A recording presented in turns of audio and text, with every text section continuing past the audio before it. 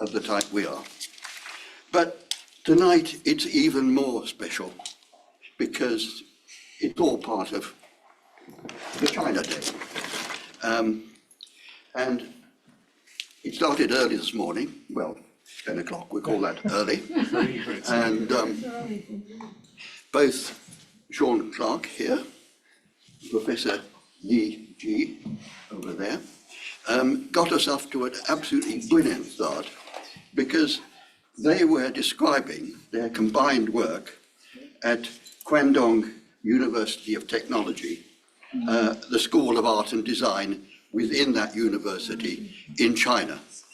Now, it's a very interesting thing that EVA London has forged, for many separate reasons, much closer links with the East, with China, than it has with the West, the United States.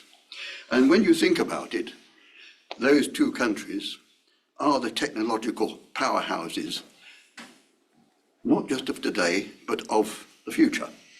We, in the UK, as ever, are poised in the middle. We've always liked that position, the centre of the time zones and so on. It works beautifully. I know that for those who've travelled recently from Guangdong, you might still feel that the time zone is not in your favour, but I think you'll know what I'm getting at. When we are discussing things internationally, it's comparatively easy now to talk from London to United States and to China. You can do it, and that's always been the case. And I think it's very good that that idea continues, even though everything else around that idea seems to change. So, as I say, this morning, what I gathered from what Yi and Sean Clark said, and also professors who were talking to us from Guangdong about their work, is that there is a real difference between the thinking process in China, exactly as there should be, to the thinking process that exists in the United States. What I think concerns the China people is people. This came through very strongly with lots of phrases, for instance, the words human engaged and the idea that Eastern inward transcendence, which embraces Confucianism, Buddhism, and Taoism. These were phrases that came up in this morning's discussion. And I myself, in the last year, have been working for a Chinese publishing company in Shanghai. And basically, it's a long article on how do you construct a metaverse. And I found, when I thought through this subject, that subject is not about technology, as it would be assumed to be if you lived in the United States. It's actually about people. And people's needs never change just because you're transferring from physical reality to virtual reality. People's needs and their mental requirements and what satisfies them and what makes them happy and what makes them sad stay exactly the same. And what I found in today's initial session was that point came through very clearly. And this is what I would describe as the Guangdong approach. So I'm now going to hand over to the real chairs of the meeting, Sean Clark and Yi Ji, and Professor Yi Ji and an international professor, Sean Clark, I think is the right terminology, because they are the real chairs of this meeting, and they are going to continue in a very informal way what started so successfully earlier in the day and has continued up until this moment. And now we reach a high point. But it's a very informal high point. Thank you. Okay. Thanks, Terry. That was great. Yes. Thank you. Insightful introduction. So, I was just looking at the programme and realised today we've managed to have 12 papers, like presentations, as well as a panel discussion, which might explain why I certainly feel a little bit worn out, in need of a glass of wine, and I'm sure quite a few of our audience members who've been here all day must feel the same. So we're not going to take up lots of time, but we're going to have three things, all of which are very interesting. My colleague Yi from GDUT is going to talk about GDUT, the university, and a couple of student projects. I'm going to offer some more insights into my teaching at the university this morning as part of the panel, and all of these talks will be available online on our YouTube channel before long. Hopefully, at the end of the week actually today. I talked about some of the work I've been doing with getting students to think about constructing and deconstructing images.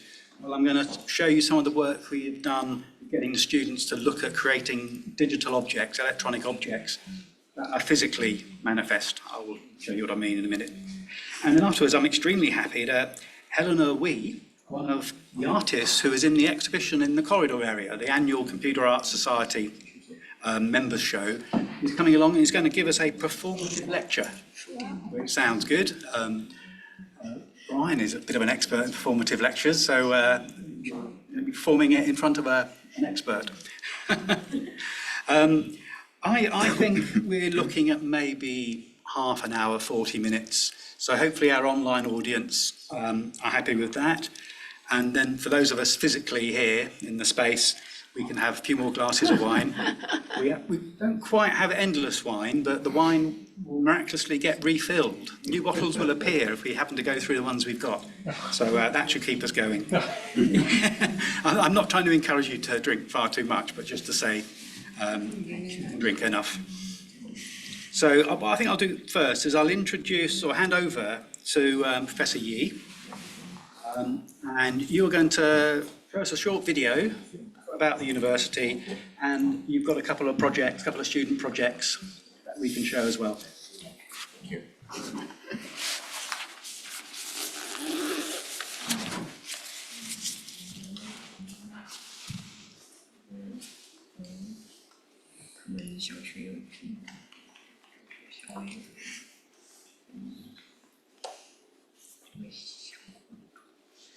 Are you finding those okay? Hi everyone, I'm very glad to be here and talk to you about our School of Art and Design. GDUT is Guangdong University of Technology. We are doing some kind of international workshop with different people like Sean as an international professor working with us. Today I just give you a very brief short introduction about our school, and also I will give you some student examples to show our works. By the way, we have a few students come over for this event and also the conference, and also I would like to invite you to talk to them, and also we are looking forward to have a more further conversation with you guys after the opening. All right, firstly I will give you a short video for our School of Art and Design. The sound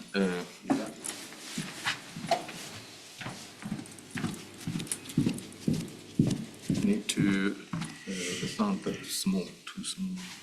Oh, it's not shared yet. I've shared. We're going to stop using Zoom, aren't we? Yeah. I don't think we are. There's some discussion, but they hadn't realised that students don't get record privileges.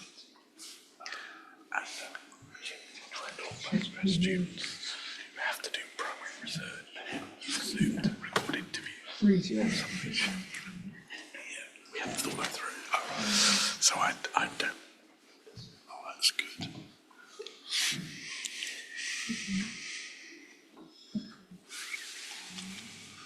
Can we turn the volume up on the...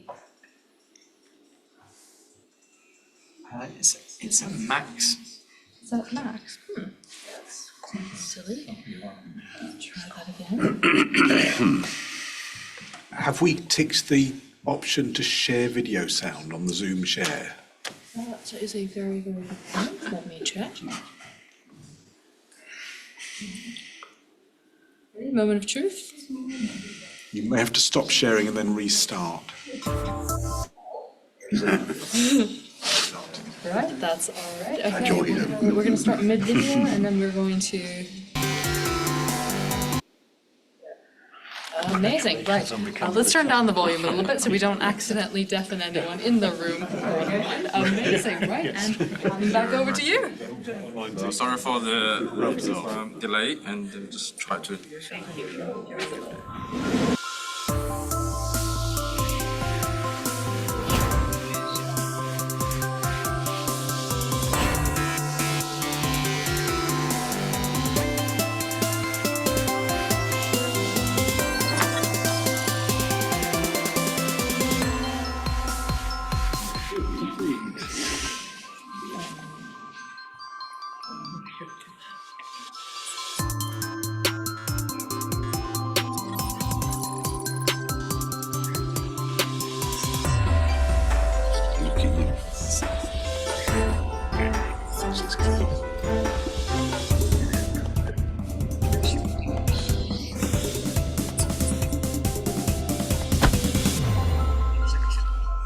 We've got one of those anyway.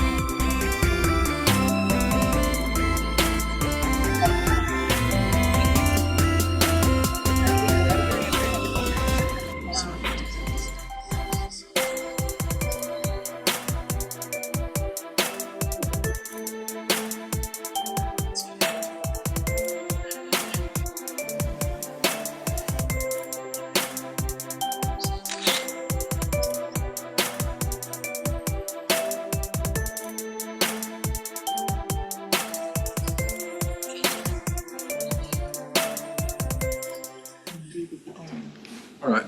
Just a very brief video to show our School of the Art and the Design. Actually, you can see the one picture. We got a large number of the students.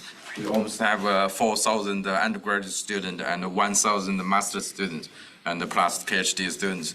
So we are the largest School of Art in China. So we would really like to have more kind of conversation and the connections with other university and research institutes and other industry partners.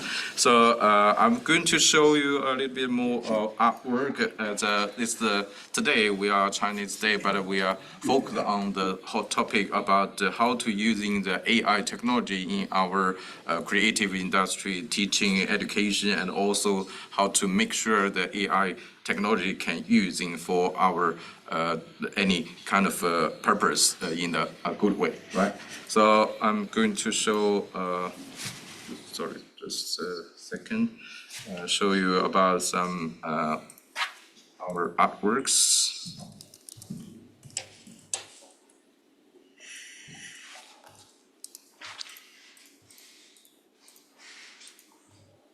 Should share.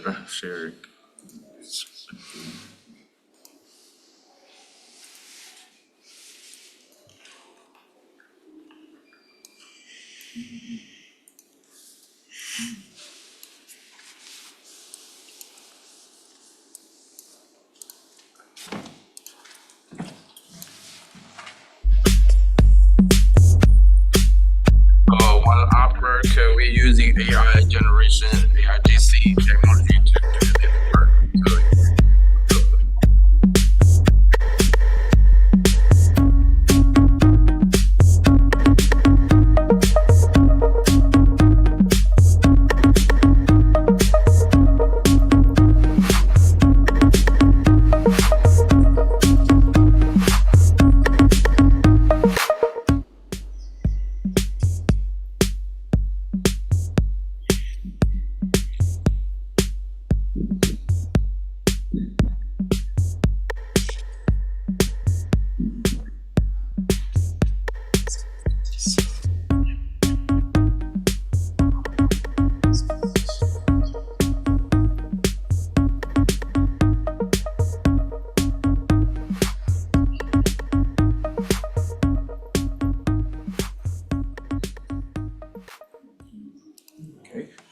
As you can see, it's kind of a very, just one teaching class, the students learning how to creative, but also using the AI technology to help them to achieve this kind of design artworks.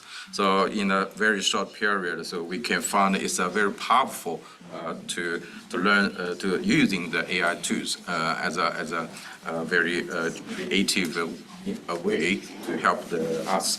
But by the way, as a teacher, I feel a little bit nervous how we're going to teach the students using the AI technology in a good way, because as you know, someone said if the students using the AI doing their work or doing their the exam, they may be cheating in some way. But actually, we working in our workshop. We're doing a very good the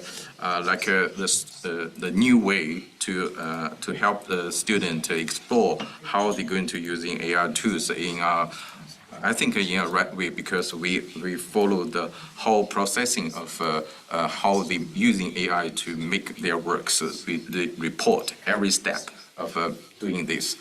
So we know how they're going to using AI, but also we know we can make sure the outcome is good enough for them to do that. I'll probably show you one more work.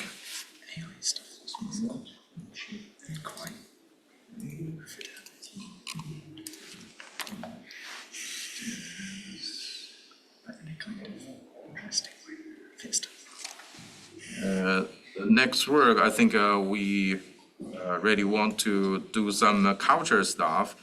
which I mentioned this morning, is we not only teaching students using technology, but also we thinking the culture is very important for students to understand and learning. So we always engage the students to using technology to present themselves in a culture we understand the background we have.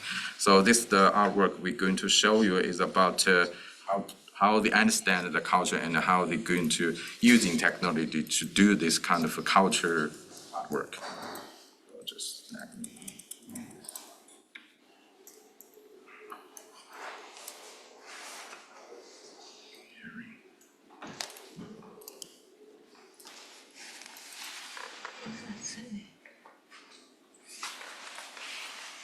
Ask AI.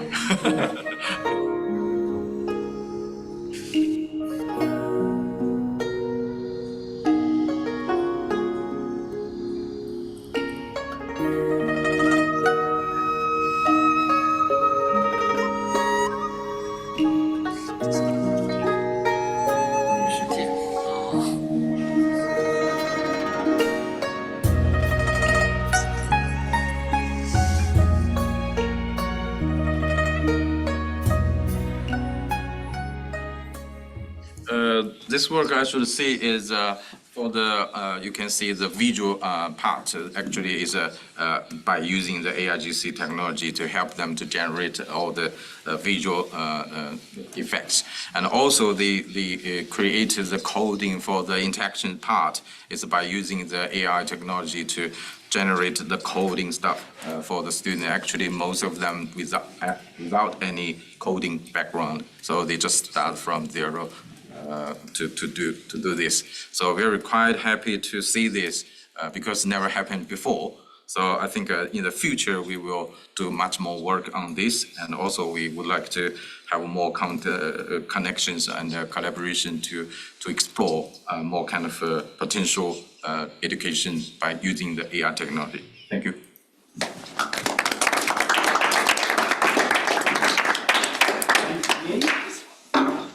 So, in order to share videos, were you doing that? I'm using learning, Zoom. yeah. Using Zoom, okay. Right, so I'm Sean Clark. I work with you at GDUT. I go over twice a year. Before COVID, I used to go over for 2 months a year, so each trip was a month. And something about COVID has put me off long stays abroad. And so I now go over 2 weeks, a bit over 2 weeks, to teach, and then I complete my course, which is still a month long, when I get back to the UK. So I have a hybrid. I'm a hybrid teacher. I mean, yeah. On the other hand, I'm also teaching remotely. I like that. It works well for me. And the most recent course, I think it worked well for the students as well. So what I'm going to do is show you a little bit of the work that I've been doing over there. This is fresh work. This is only a month or so old. And this morning, I showed you some of the work we've been doing with software, effectively, getting students to use programming tools to deconstruct and reconstruct Chinese patterns and images. And that talk will be online as part of the panel session within a few days, hopefully. Now, what I'm going to show you this afternoon, or this evening, is work that I'm not a great PC user, but I'll find it. I've got my big cursor. Right, so let's, right, all the student talks here for me. Oh, great. Oh, that's perfect. I think that's perfect anyway. Yeah. So I'm going to show you a little bit of work, but I'm also going to explain a bit about the background for how we approach this, because I teach software skills, the use of software to help you be creative. I don't teach programming because the purpose of it is not to become programmers. It's to use software to become creative. And I also teach the use of hardware in a similar way. And the hardware that I teach with is a microcontroller called the microbit. I'm what's known as a microbit champion. I'm a non-paid supporter of microbit. And I really like the use of this piece of hardware, which is like a microcontroller with add-ons, as a way of showing people how to create physical computing devices. And we've developed some courses over the last 7 years, I discovered. I've been working with China, which really allow people to use this as a tool to create interactive objects. So I'm going to find my videos. Okay, let's think about this. So that's. So I'm just wondering where desktop. Chinese evening. I'm pretty sure it. Yeah, on the top there. And there are my videos. Yeah, great. So I'm going to show you some work from the students, and then I'll talk over it a little bit about what we were trying to do. And the last course I taught on, every student's work was great, which is brilliant, because that means I will maybe show you all of them. But it also makes it quite hard to mark, because there were no really, well, they were all outstanding. I was going to say there were no outstanding pieces. They were all outstanding. So how would you grade work like that? So microbit work. And I have some videos here. Now I'm assuming, I'm not sharing at the moment, am I? So I will probably have to go into Zoom. If I was to share the entire screen, would it involve me using this button here? And then I wouldn't have to keep sharing in between videos, is that right? Yes, that's true, sir. Yeah. So let's share the entire screen. A bit of an infinite mirror situation. Oh yeah, I think Zoom actually stops that happening. Oh, clever. Yeah. That was lovely. What? Yeah, okay, lovely, thank you. So I'm going to open up the first video. So when we teach groups of 30 young people, students, but we divide them into, or they self-divide, as it were, into 6 groups. And we tried to make sure, we always try to make sure, but in this case we tried to make sure that amongst the group there were a distribution of skills. So there were people who were maybe a bit more computery, and then there were designers, and then there were some people who knew a bit about AI and that sort of thing. And the brief was to use this microbit technology, this tiny little microcontroller, to create an interactive object. And I showed the students how to use the microbit to control lights, how to use it to read data from motion and distance sensors, how to use it to control motors, and all the sorts of things you can do with a microcontroller. I love the microbit because it's simple and you can program it visually. You can program it using all your Arduino environment if you want to, but you can also program it visually, and that visual programming environment is language switchable. So they can program it in Chinese and then just flip it back to English to help, and I can help debug. So I think, for me, I think it's a great tool. A bit like Scratch, it's often seen as a tool for kids. But I use microbits to prototype my own artwork, so they're just really easy to use microcontrollers. So I'm going to show you the first project.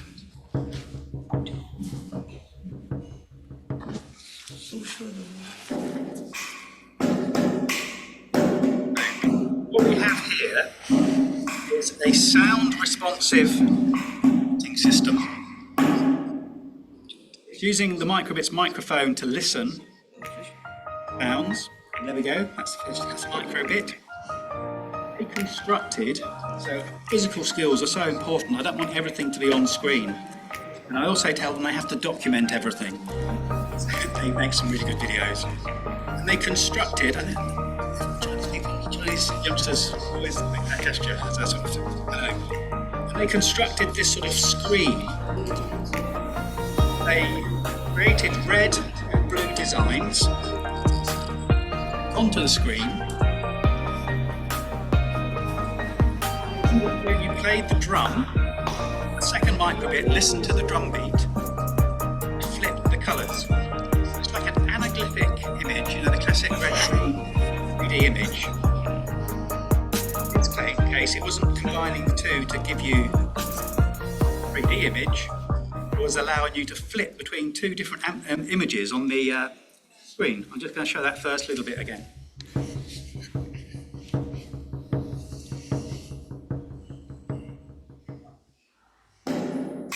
Now you can sort of see that you get a different image in red light and blue light. Now I did not come up with this idea. I did not say, why doesn't somebody create something that looks different in red and blue light?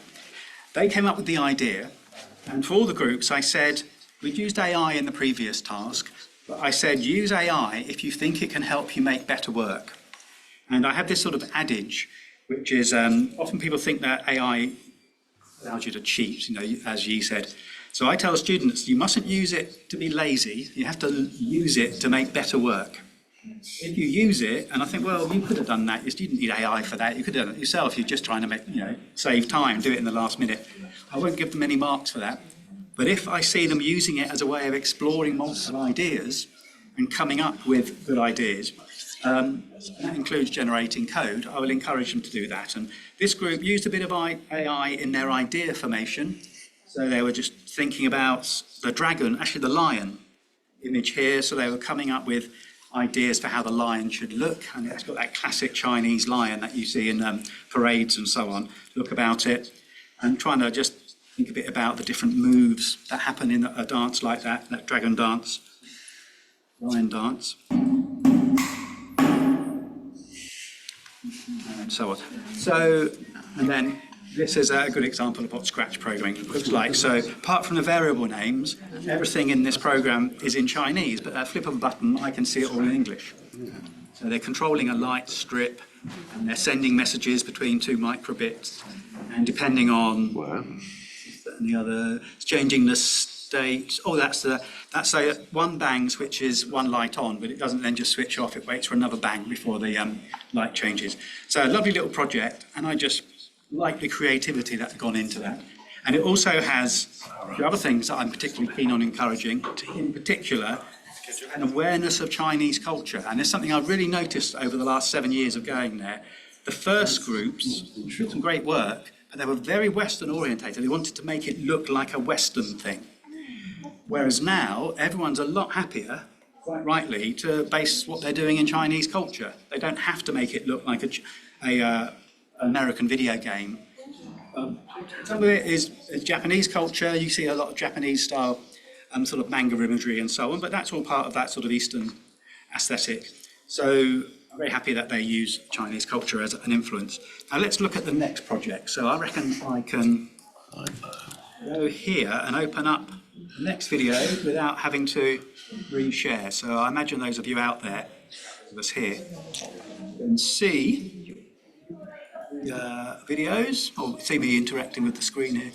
So, there we go, back button.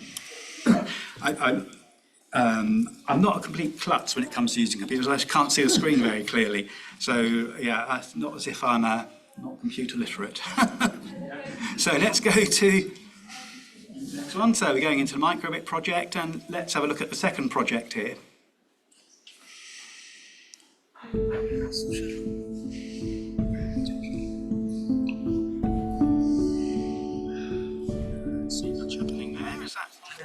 I've got sound, it's playing sound, but not, let's have a look, they gave me some sound and I didn't realise. Did I click on the wrong player or something there? Yeah, so let's go back, it's group 2 inside the folder.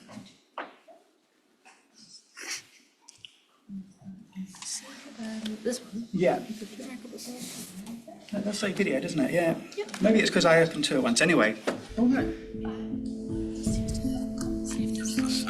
On my Mac, it's a lovely video, but okay. Maybe a codec that the PC can't play. Yeah, it's all it can play, yeah.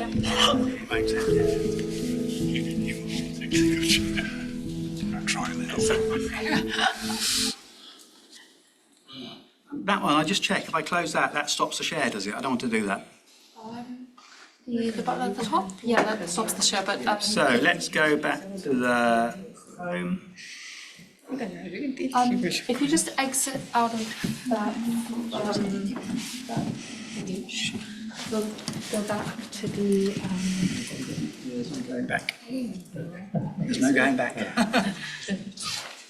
Okay, great. So I'll go into group 3. I've got 6 little videos to show you, so I'm not short on source material to show you. They all have different aspects to them that I think it's worth pointing out as well, which is quite good. Right, let's go into group 3. We're looking at the microbit project. Good, right, so this was a nice one. So actually I'll pause and just say here, so this tied into the previous projects that I got them to do quite nicely. So the first project was about deconstructing images, Chinese style images, but also Western digital art images, and creating programs to generate images in the style. So they took some of those images and then created a sort of lantern with coloured lights inside that would create really interesting shadows, and it photographs really well. It looks good, but it photographs really well. So you can see, hopefully on the ground, some lovely shadows. This is what it looks like when it's right around. This is some of the concept drawings. And based on some of the designs they created. Again, documenting as they go along. Not just type in some keywords, get an end product and say, oh, look, I made this. I need evidence that you've actually constructed it and been thinking, not just using tools to cheat, to be lazy. And you can see lovely images. This object here used the distance sensor. This is genuine. I said, oh, you haven't cheated here, or not too much cheated. You haven't put some different lights in, have you? And whatever. No, these are the lights that we provided. It's just that in lower light, the camera picks it up really well, so you really get to see what's going on. So this has different coloured lights inside. The microbit is then using an ultrasonic sensor, a classic distance sensor, to detect your movement, your distance from the object. So as you approach it, the colour scheme changes. This is our stills. And you can see them programming the microbit. There's all evidence that they're being creative with technology, not lazy.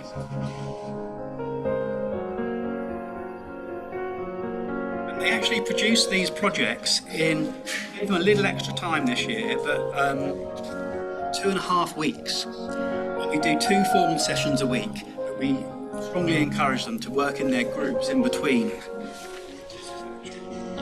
formal sessions. It's a really lovely project, photographs very well. And again, it's got a strong Chinese characteristic to it.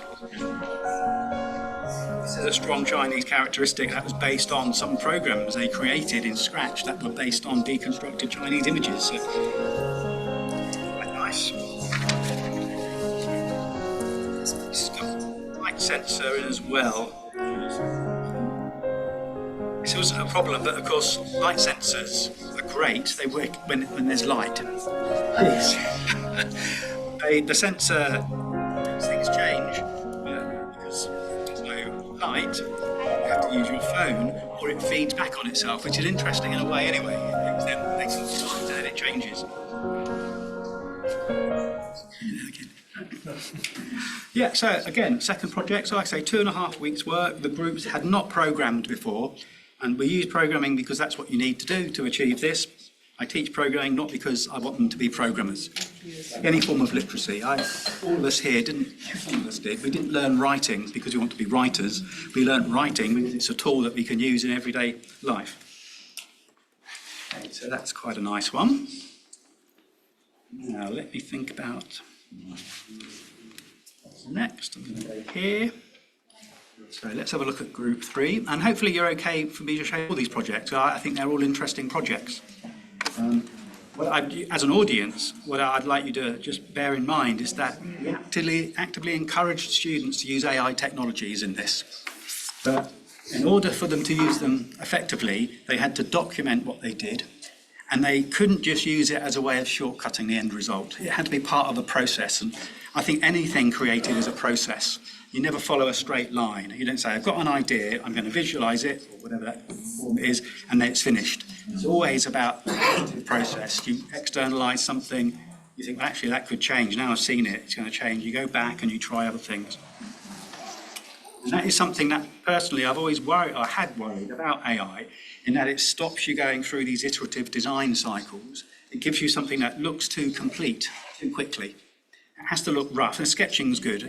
You need an digital equivalent of sketching. You sketch out the idea, don't render it from the first idea, only render it or complete it towards the end of the process. So let's have a look at another one.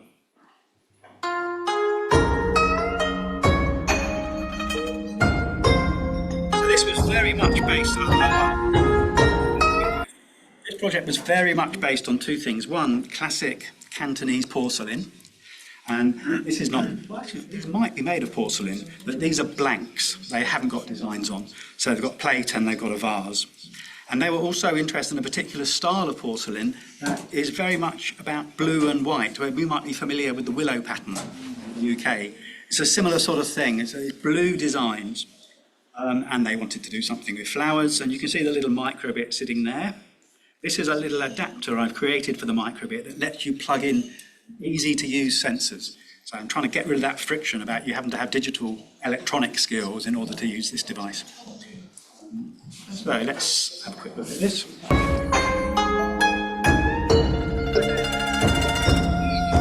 was inspired by two things. Porcelain. Second thing, what they did in their first task, this programming task.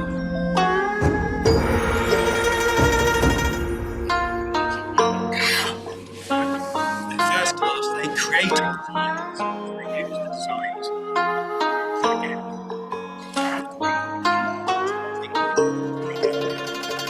I didn't think it'd get used.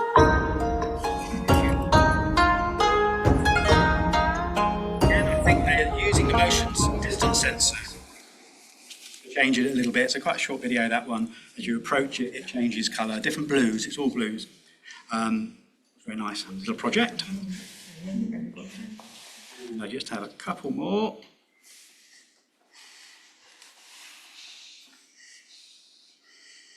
So go back. Now, what I will be doing is I try to document everything I do when it comes to work on my Interactive Digital Arts website. But in particular, I want to make sure I have this documented. So the videos will be going on YouTube, and I'll be sharing the student presentations and so on. I have got permission to do that. So let's have a look at this one.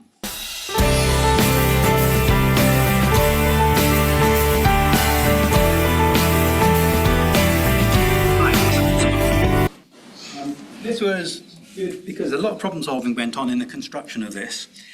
First of all, how to get this top part to rotate. Because I had given them some components and I'd given them what's known as a servo motor, which only rotates 180 degrees, thinking that they could create parts that get lifted and reveal hidden parts of the design and so on. But they wanted to spin something around. So they had to do some technical work. They had to source a rotational motor that worked in the same way as our little servo motor. A couple of technical reasons why I don't tend to give them powerful motors, and one of them is that you need adapters to get the powerful motors to work with the microbits, and it just ends up being more complicated. But they were happy to go down the route and solve the problem, so I was impressed with the problem solving. And they also created a little controller down here. Now I think it's a spinner, so they spin it around, and the way it works, it actually spins over the light sensor. So you spin it around, and every time it goes past the light sensor, it triggers another action in the lamp, which again works well when there's enough light for that to work. I did make it clear that when you're using the light sensor, you need to have the control over the light, but I don't know if they do it on this video, but they will often just hold their phones to get the light and then they can control it.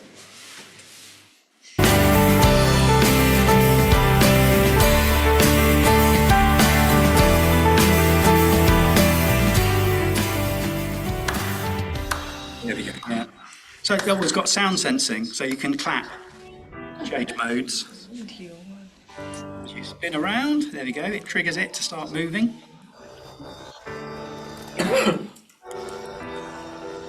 Now, again, I'm not saying to them that make something that can be made into a product, 2.5 weeks. And I'm not saying it has to look amazing and shiny, but it has to demonstrate that you've learnt stuff. You learnt about the technology, you've learnt about going through a process to come up with something.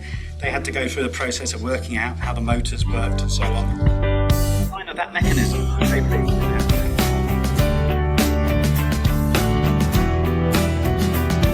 It's the previous work, we always use the previous workshops as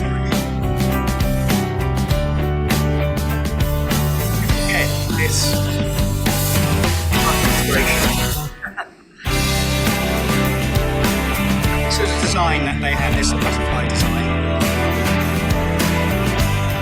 Components used.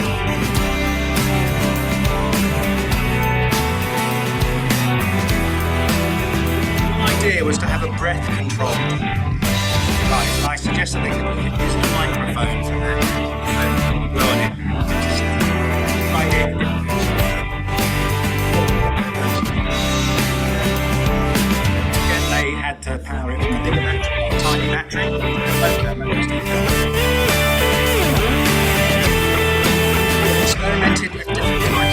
Some of the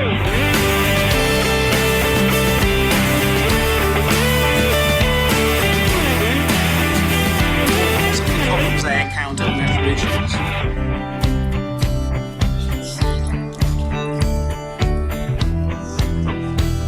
They found a little spinning motor. They found that by looking on Java or whatever, identifying the components. Did it in a couple of days. Lights.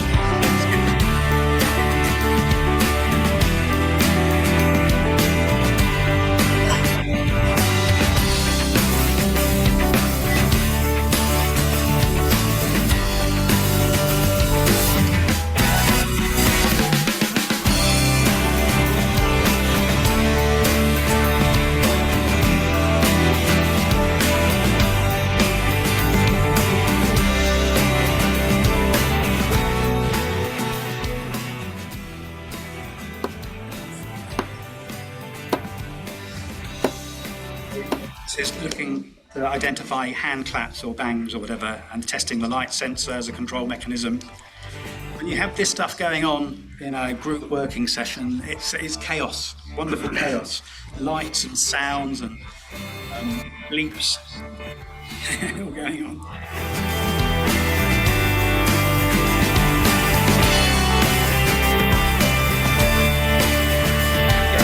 Use appropriate materials, don't over-engineer it. Paper and balsa wood. That's fine.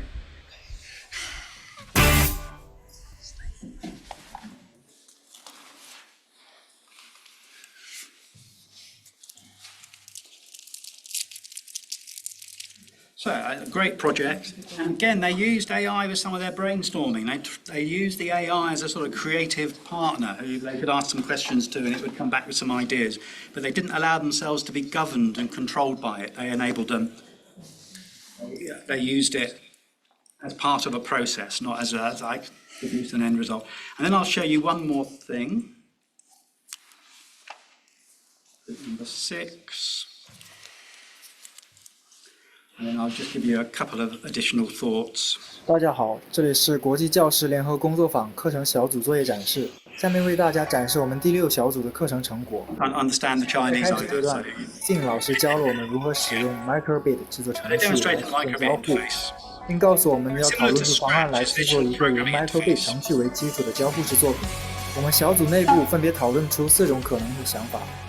在询问了 AI 之后，我们在课堂上确定了感知高度变化为交互方式的台灯作为制作方向，确定了以广彩为主题制作一个可交互式的台灯。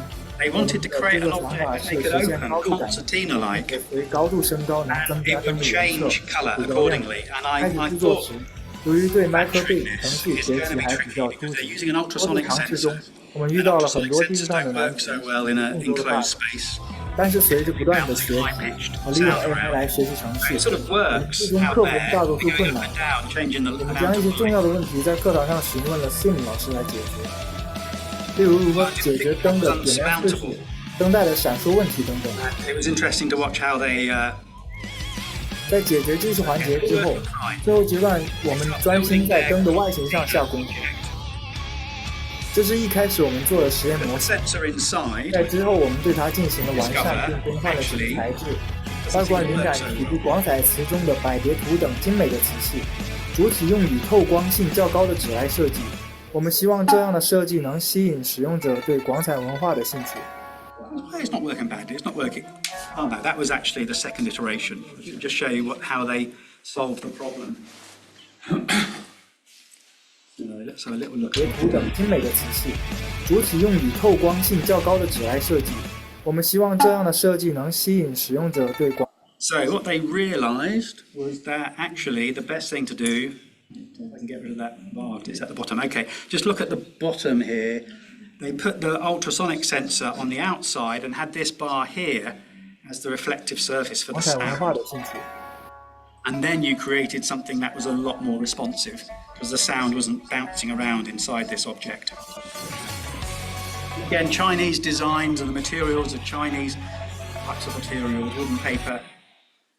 So again, another project. So across the whole cohort, we ended up, I think, with some really interesting results.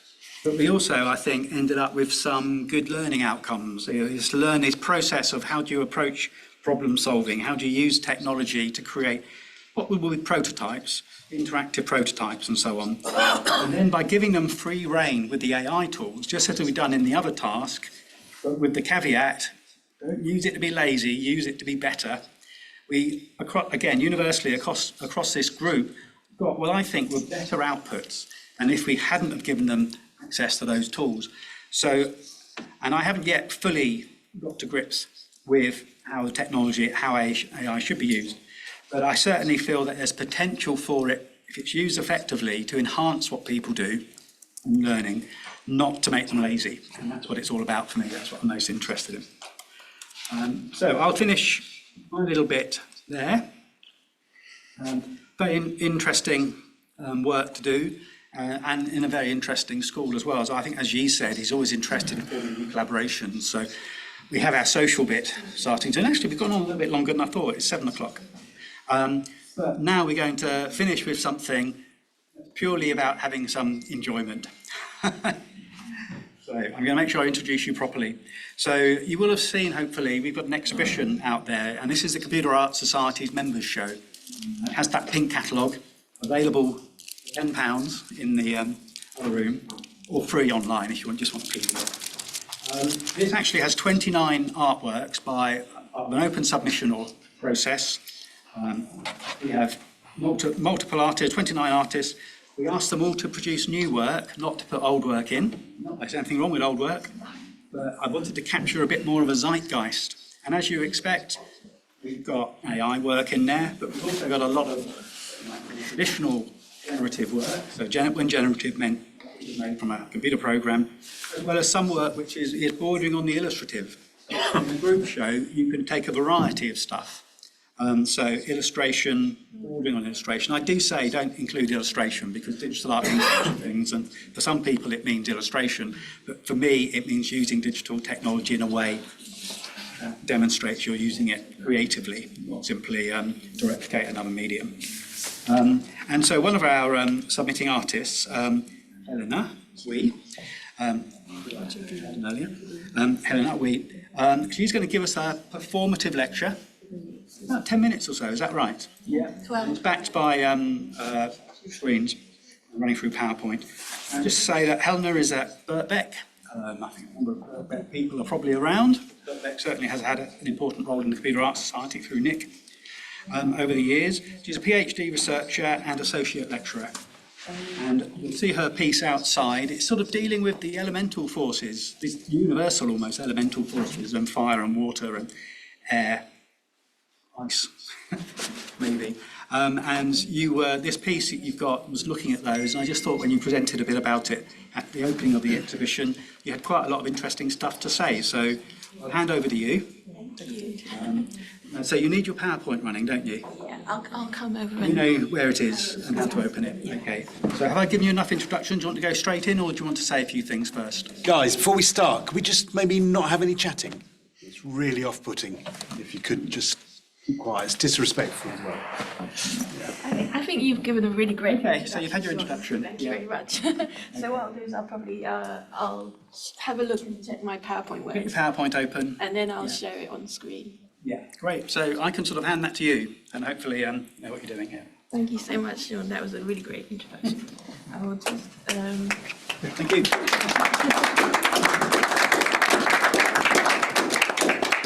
and thank you also for your talk as well.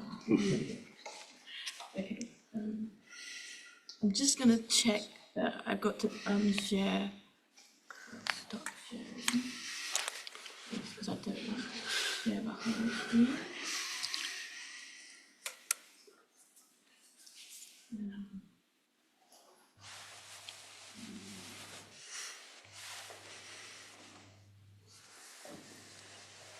I'm just going to do a quick run through on here to check that my slides are working.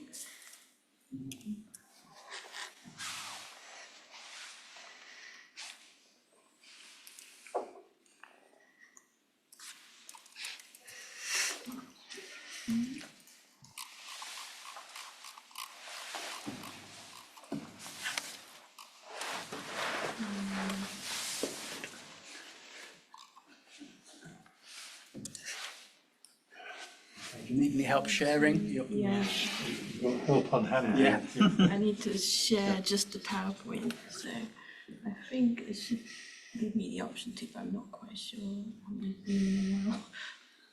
just doing it now.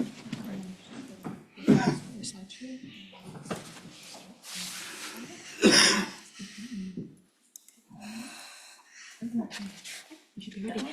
It's the very cool.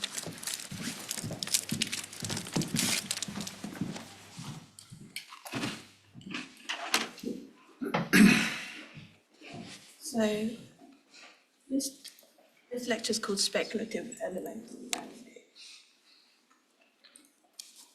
Speculative elemental landscapes. Loading 5-element model, measuring flow of chi in 5-dimensional space. Iteration 2572, spring, wood. Many assumptions have been made to create this model. It supersedes mechanistic models by considering social, political, and psychological factors. Qualitative analysis of the effects of these new parameters suggests a greater degree of accuracy in predictive success rates. The climate crisis precipitated an interest in new models for the collective creation of novel ways to reverse it. The hope was to find other ways of experiencing, understanding, and being in the world, with the premise that balance and harmony of chi and the 5 elements promotes health. Elemental analysis is a diagnostic system for evaluating the state of balance of chi within nature or the cosmos. Imbalances of the 5 elements result in illness or damage, contributing to unequal climate impacts and worsening climate conditions. Shan shui, or mountain water landscape paintings, are postulated as evidence of earlier balanced and more harmonious relations between entities and the environment. They were painted from multiple perspectives, that of a mountain, a river, a tree, or a rock. Dissolving the subject may emphasize our insignificance within the cosmos, showing not what was observed, but instead form in relation to spirit. Can imagining new landscapes using Shan shui artworks make more hopeful climate futures possible? It has been suggested that art can not only express truth, but through manipulation of the understanding of the cosmos, also creates truth. Iteration 2573, summer, fire. Is creation a rational act? Or is it more a state of being outside ourselves, reaching for something beyond our senses through sensation? Does art augment our sensors? Will we find our place, being, not being, or neither?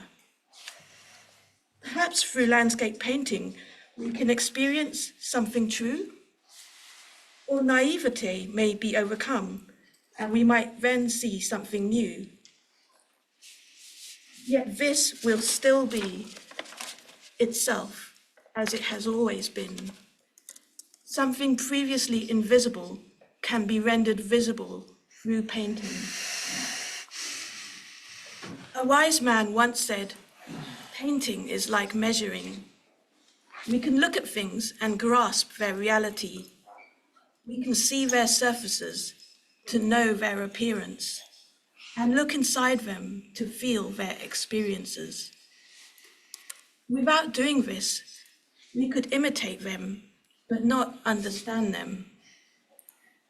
Shan shui paintings unify the cosmic and the moral through the technical activity of painting, which blends qi and Tao. Does this technicity appear as if through magic? Is there any distinction between subject and object, figure and ground? How did we get to where we are now? Iteration 2574, Midsummer, Earth. As we dissolve out of place, a new landscape materializes. Tao is the way, or the great void. It is vague and intangible. The multiple perspectives of Shan Shui painting reveal another image just beyond sight. The brush traces the flow of qi. Qi is the heart or mind of the brush. What is it that hides between the ink lines? There are three distances from which mountains are depicted: deep and remote, serene and deep, or distant and far, much like Tao. What is at the heart of these paintings? What can we learn from them? Can we logically know something we cannot prove? Through iterative loops, we train our model. It is only through constant training that we can unify the seen with the unseen and discover a new way. Our ancestors trained models of a different kind. They too looked for solutions to the crisis. They built glass that could change light into lightning, and cities that watched us as we worked. They spread these nodes far and wide, championing the land whilst extracting value from the earth. But they based their plans on false assumptions, a move they would later regret. Iteration 2575, Autumn, Metal. Previous attempts at integrating us into expansive totalizing systems did not allow for revolutionary thinking. There was too much to lose and not enough to gain. The possibilities for transformation fell to those who could think through the visible to the nothingness that lay ahead. This required constant training, learning, and educating sensibilities, a task we continue to this day. Shan Shui paintings exemplify this kind of thinking, creating a field of meanings and placed in an absence. This absence, or nothingness, is sometimes called basho. In Shan Shui paintings, we reflect and are reflected until we stand amid the mountains and water, noting our insignificance in the cosmos and placed in Tao. Landscape paintings are fields of meaning, technologies of the heart. They reveal local knowledge and heartfelt ecologies. In this way, diverse alternative relations can be envisaged, resisting dominant narratives and encouraging political change. The best Shan Shui painting would be one where we see something, where in fact there is nothing, and where there is nothing, we see something. It is a resemblance of non-resemblance, or a method of non-method, liberating the painter and the painting towards the infinite.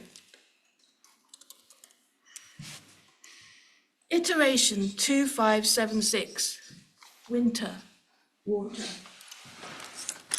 Our creation of abstract Shan Shui paintings serves as lures for feeling, bringing us together and initiating adventures which can instigate change.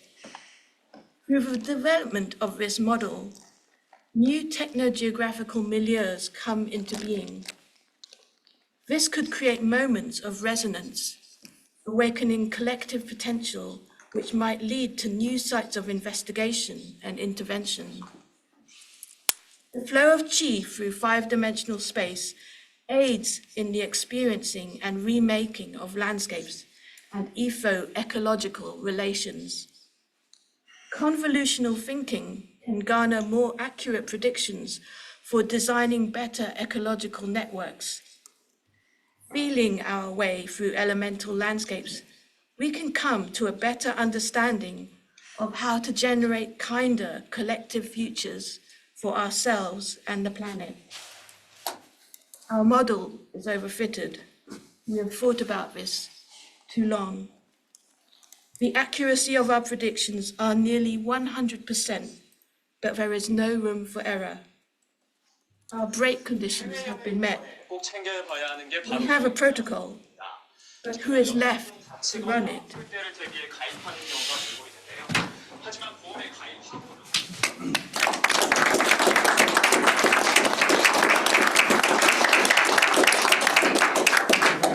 Great, and I think a very fitting end to the day, actually, because you're